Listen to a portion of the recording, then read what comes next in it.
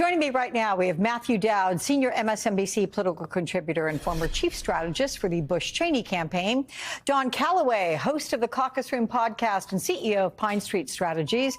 Republican strategist and MSNBC political analyst Susan Del Percio. And Molly Ball, senior political correspondent for the Wall Street Journal.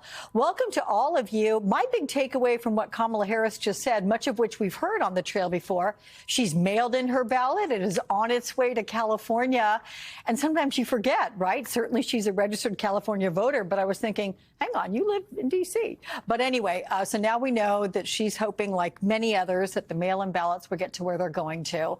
We're going to start with you, Don. New NBC News poll, you've heard about that one today. It's still a dead heat, but even this bigger gender gap. Harris still leading on being the change candidate, but I'm curious your takeaways overall. What do you think the state of the race is right now, Don? Kamala Harris is going to win this race, and there are 2 more days to run on through the end and through the tape, but Kamala Harris is going to win, and we're seeing, if you go just beneath that national poll, we're seeing the trends to reflect that. Georgia and North Carolina are looking extraordinarily handsome as those Black and women's groups have done what they're supposed to have done in organizing votes over the course of the last 3 months. We saw the Ann Seltzer poll in Iowa, in which she is ahead 3 points, 3 whole points, and there's a margin of error built up to that. So she could be ahead somewhere between 4.5, 5 points in Iowa. And ultimately, I think that one of the most telling statistics overall is that 98% of Democrats are with Kamala Harris, but only 88 to 89% of Republicans are with Donald Trump.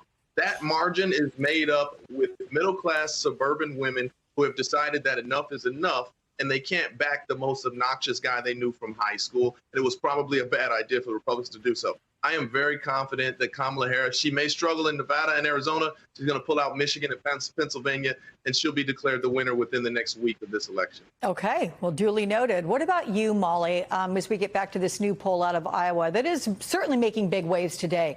And again, to reiterate what Don was saying, it does show Harris with a 3-point lead in that state. It is within the margin of error.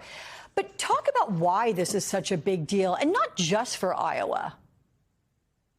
Well, it's a big deal for Iowa because nobody has really considered that to be a swing state in this cycle, a state that Trump won by large margins in both of the past 2 elections. But as you say, it has larger implications across the map because if the trends that are shown in this poll are accurate, and Ann Seltzer has a quite good track record, and what she's especially known for is for not being afraid to put out a result that really contradicts a lot of other pollsters if the data are leading her in that direction. Her reputation is as a pollster who really follows the data, not her assumptions and not any other data that forms what people think is supposed to happen. And so if what she has put her finger on is correct, we are really seeing a massive turnout of women, including senior women, including white women, and that has implications across the map, including all of the battleground states, particularly the states that are demographically similar to Iowa,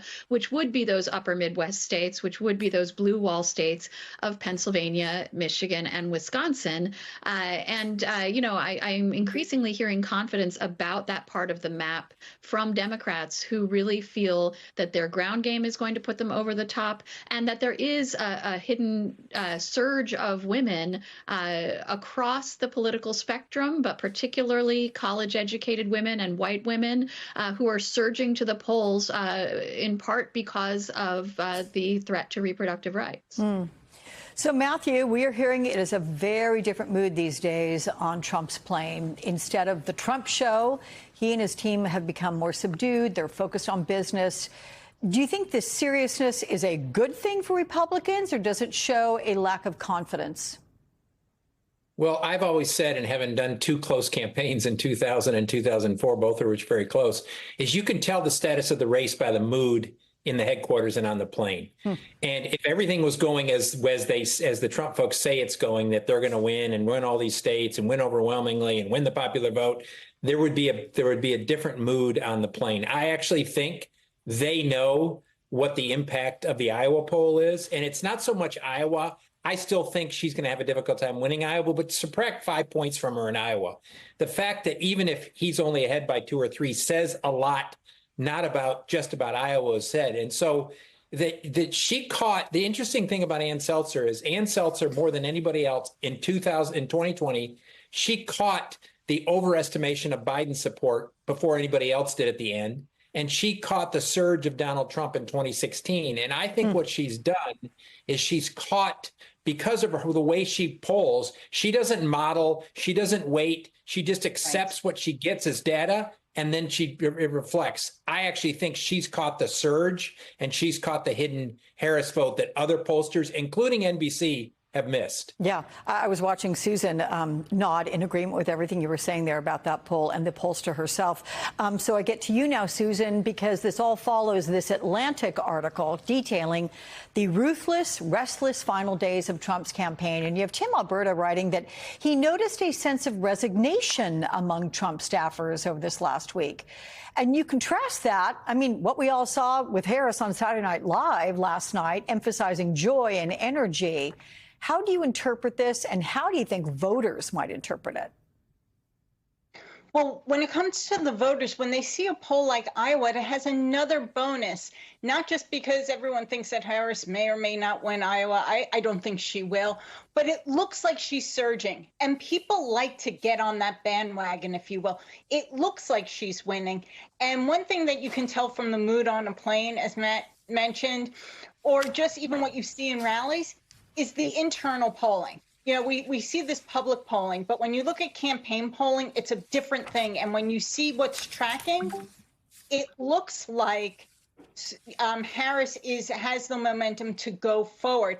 And one thing in that NBC poll that I found particularly interesting is that even though Trump is doing better on the economy and immigration, and Harris is doing better on things like the abortion, the number that stood out to me and may explain how well she's doing in Iowa is she wins 51-42. Which candidate better looks out for the middle class? That means people are relating to her. And I think that's what we're starting to see.